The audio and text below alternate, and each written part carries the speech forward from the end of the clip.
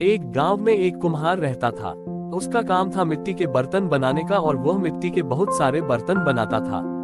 उस कुम्हार का एक लड़का और उसकी पत्नी थी। कुम्हार का लड़का मिट्टी के बर्तन बनाने में उसकी मदद किया करता था, लेकिन उनको मिट्टी के बर्तन बनाने के लिए मिट्टी लाने के लिए बहुत मेहनत करनी पड़ती थी। तो उसकी पत्नी ने बोला, क्यों ना एक गधा खरीद ले जिससे मिट्टी लाने में आसानी हो जाएगी।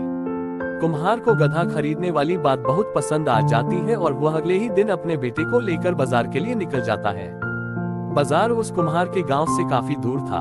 वो 4-5 गांव निकलकर बाजार में पहुंच जाते हैं और एक गधे को खरीद लेते हैं। अब कुम्हार और उसका बेटा दोनों गधे पर बैठकर वहां से घर के लिए निकलते हैं।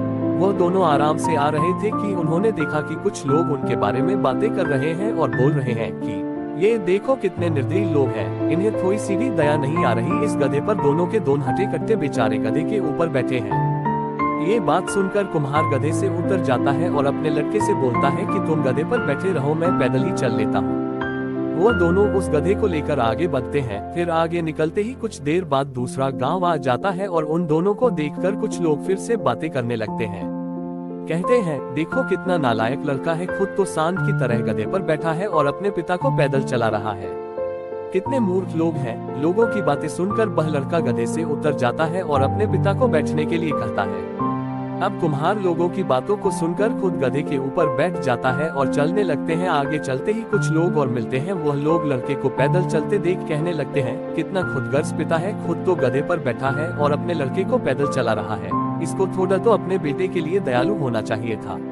इतनी बात सुनकर दोनों का दिमाग चकरा जाता है और वह दोनों उस गधे को अपने कंधे पर टांग लेते हैं और घर पहुंच जाते हैं। कुम्हार की पत्नी ये सब देखकर हैरान हो जाती है और बोलती है कि इस गधे को क्यों टांग रखा है। तो वह दोनों रास्ते में हुई सारी घटना बताते हैं। ये सारी घटना सुनने के बाद कुम्हार की पत्नी कहती है कि गधे का काम ही है भजन ढोना, तुम्हें लोगों की बातों पर ध्यान नहीं देना था, क्योंकि लोग तो कुछ न कुछ कहते रहते हैं। इस कहानी से एक बात तो साफ है, कुछ तो लोग कहेंगे, लोगों को कोई काम नहीं। तुम अपने पथ पर आगे बढ़ते रहो, लोग सिर्फ कहते रह जाएंगे, क्योंकि इससे ज्यादा उनकी औकात नहीं।